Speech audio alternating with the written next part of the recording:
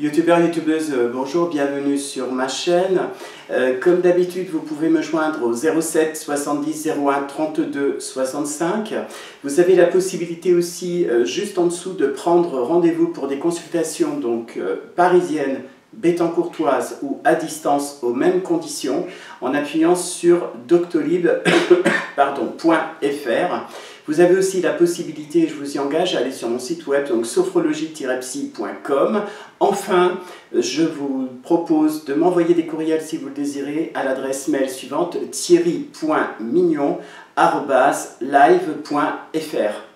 Aujourd'hui, je vais vous parler en fait d'une réaction que j'ai eue suite à une vidéo qui a été passée sur le web il y a quelques temps de cela, je dirais une quinzaine de jours.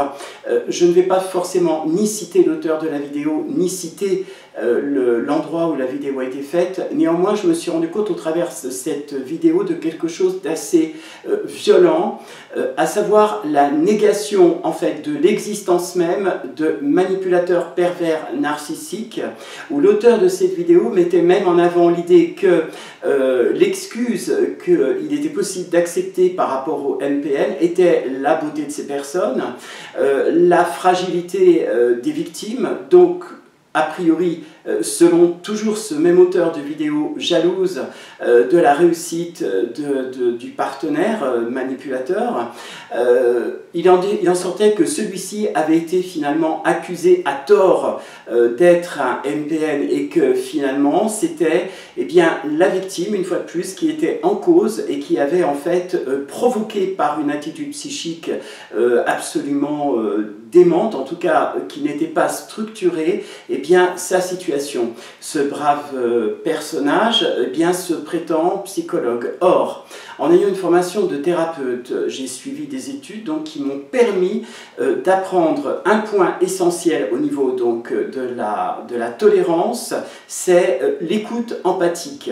En aucun cas on ne peut et on ne doit se permettre de critiquer un patient. On peut croire ou ne pas croire à son histoire. Le plus important, c'est d'accueillir le patient avec sa propre problématique, avec ses propres histoires, sans forcément lui dire que c'est de sa faute. Par curiosité, je me suis rendu sur le site de ce personnage et là j'ai vu en fait des cours de séduction qui étaient posés où l'homme était glorifié non pas en tant qu'être humain mais en tant que performeur sexuel, multipliant des rencontres, et toute la logique de cette vidéo venait du fait que la femme n'avait absolument aucune raison d'être malheureuse ou triste d'être manipulée.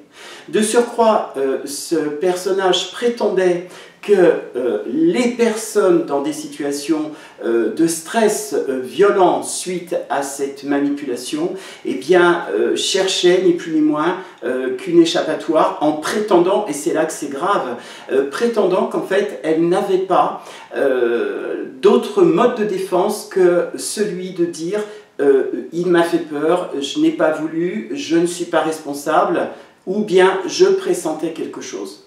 Là, j'ai trouvé cette approche extrêmement dangereuse et violente pour les personnes qui l'ont écouté. Comme vous avez pu voir sur ma chaîne, j'ai eu plusieurs témoignages et plusieurs alertes qui m'ont été envoyées, puisque certaines personnes qui participent à ma chaîne activement se sont senties littéralement agressées par cette dénonciation, d'autant qu'on était dans le déni absolu de l'existence même de la manipulation perverse narcissique.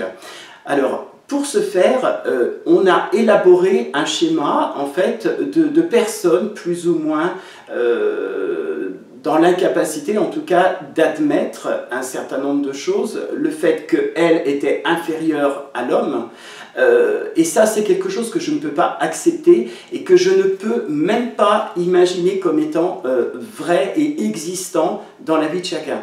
Chaque victime du manipulateur pervers narcissique souffre d'une double peine. La première, c'est en fait de ne pas être cru, parce que l'idée qu'une influence puisse agir sur le psychisme de quelqu'un et qu'il puisse diriger son existence est un fait établi.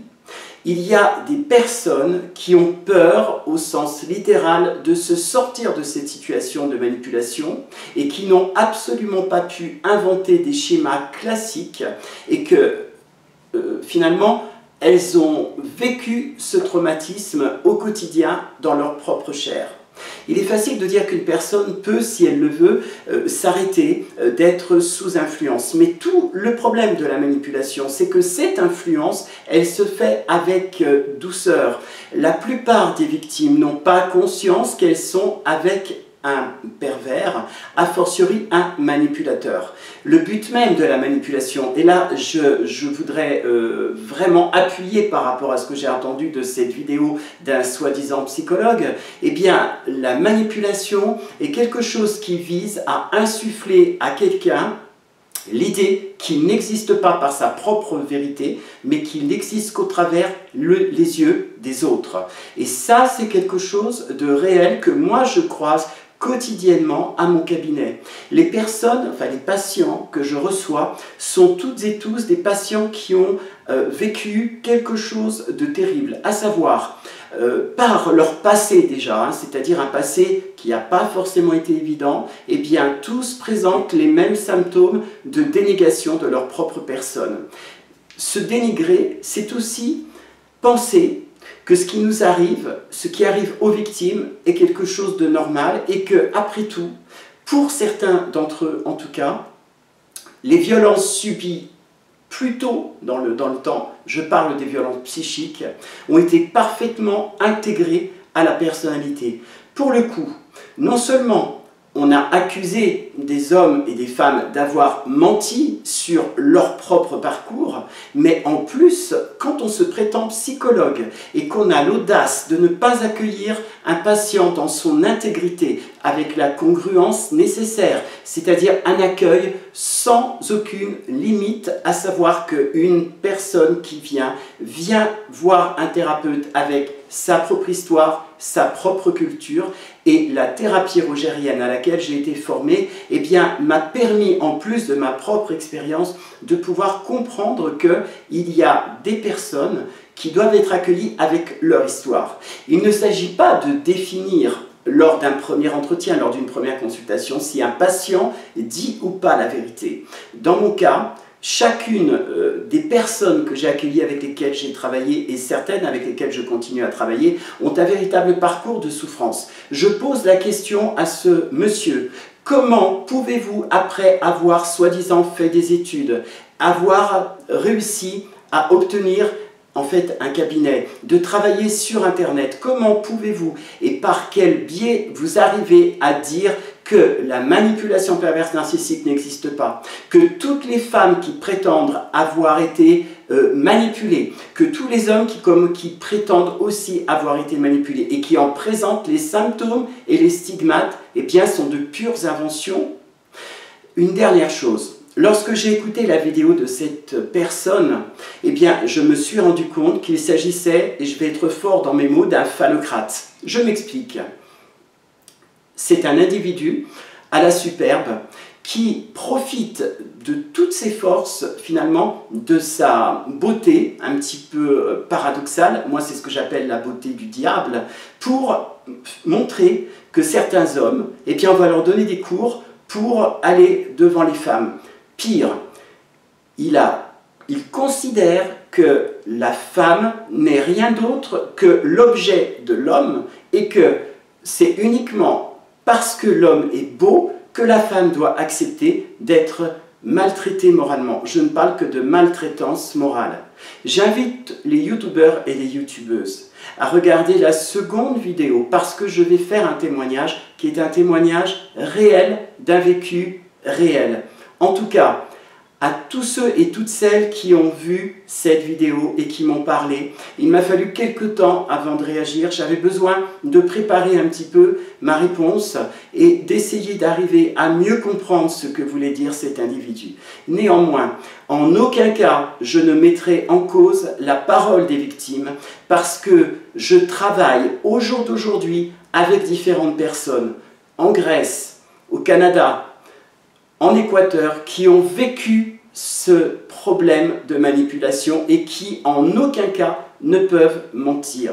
Maintenant, que le jeu de la manipulation présenté par ce psychologue soit en fait un dynamisant qui permet à la jante masculine, entre guillemets, eh bien, de s'éclater en prenant les femmes comme des objets, moi je ne peux pas m'empêcher, au fur et à mesure des années, par l'expérience que j'ai vécue, eh bien, de considérer cela comme une véritable atteinte et une attaque à la profession de thérapeute. Ça doit absolument faire réfléchir les youtubeurs et les youtubeuses sur l'importance, bien que le sujet de la manipulation pervers narcissique, effectivement, arrive de plus en plus en avant au niveau des médias sociaux, et bien qu'il faut aussi mettre des limites parce que derrière chacune de ces histoires, il se passe quelque chose. Merci pour m'avoir écouté. Si vous voulez regarder la suite, vous allez apprendre d'autres choses.